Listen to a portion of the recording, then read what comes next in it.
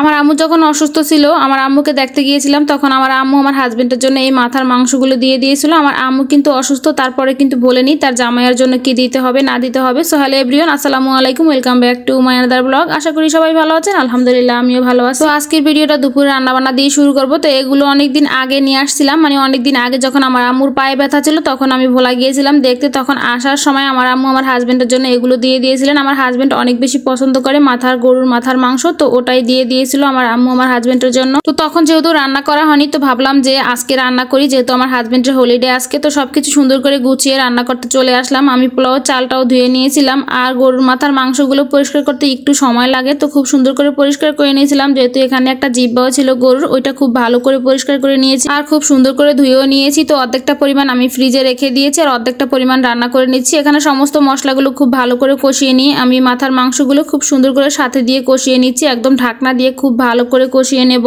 তো যে কোনো মাংসই খুব ভালো করে কষালে খেতে অনেক বেশি মজা হয়। তো এদিকে আমি পাশের চুলায় ভাবলাম যে পোলাওটাও বসিয়ে দিই। তো এখানে সব ধরনের মশলা দিয়েছি, পেঁয়াজ সাথে এলাচ দারচিনি তেজপাতা দিয়ে ভালো করে একটু ভেজে নিয়ে কিছুটা পেঁয়াজ আমি তুলে রেখে দিয়ে তার ভিতরে দিয়ে দিয়েছি পোলাওয়ের চালগুলো। এখন খুব ভালো করে নেড়েচেড়ে ভেজে নেব। তো এদিকে ভাবলাম যে মাংসটা আর একটু আমি নেড়েচেড়ে দিই, ভালো করে নেড়েচেড়ে না দিলে হয়তো নিচে লেগে যাবে, আর খুব ভালো করে নেড়েচেড়ে কষিয়ে নেব। এখানে আমি অনেকটা পরিমাণ কাঁচামরিচ দিয়েছি, একটু ঝাল ঝাল করে রান্না করবো তাই। তো আর একটু পোলাওর চালগুলো ভালো করে ভেজে নিলাম, সাথে কিন্তু আমি সামান্য আদা রসুন দিয়েছিলাম। আমার কাছে পোলাওয়ের সাথে সামান্য আদা আর রসুন দিলে খুব ভালো লাগে খেতে। তো পোলাওয়ের চালটা খুব ভালো করে ভেজে নেওয়ার পর পরিমাণ মতো গরম পানি দিয়ে দিলাম, মানে যতটা পরিমাণ চাল নিয়েছি তার ডাবল গরম পানি দিয়েছি। আর এখানে দিয়ে দিচ্ছি একটু পরিমাণ টেস্টি সল্ট আর লবণ দিয়ে ভালো করে একটু নেড়েচেড়ে বেশ কিছুক্ষণ ফুটিয়ে নিয়ে তারপর আমি ঢাকনা দিয়ে কিছুক্ষণ রান্না করে নেব। মাঝখানে একটু ভালো করে নেড়েচেড়ে উল্টে পাল্টে দিয়ে আবার ঢাকনা দিয়ে রেখে দেবো একদম চেপে। এ পর্যায়ে চুলার আঁচটা আমি একদম কমিয়ে রেখেছি। এখন এদিকে গরুর মাংসটা খুব ভালো করে কষানো হয়ে গেছে, আর একটু ভালো করে নেড়েচেড়ে তারপর আমি এগুলো প্রেসার কুকারে দিয়ে দেবো। আর সাথে দিয়ে দেবো গরম পানি। যে কোনো মাংস গরম পানি দিয়ে রান্না করলে বা যে কোনো রান্নাই গরম পানি দিয়ে রান্না করলে খেতে খুব ভালো হয়, আর গরুর মাংসের সাথে একটু গরম পানি দিলেই বেশি ভালো হয় আমার কাছে মনে হয়। এখন 8 থেকে 9টা ছিটি দিয়ে খুব ভালো করে সেদ্ধ করে নামিয়ে নেব। যেহেতু আমার ছোট ছেলেটা একদম সেদ্ধ না হলে খেতে পারে না, এমনকি বড় ছেলেও, তো খুব ভালো করে সেদ্ধ করে তারপর নামিয়ে নেব। আর এদিকে পোলাওটা রান্না করা হয়ে গেছে, আমি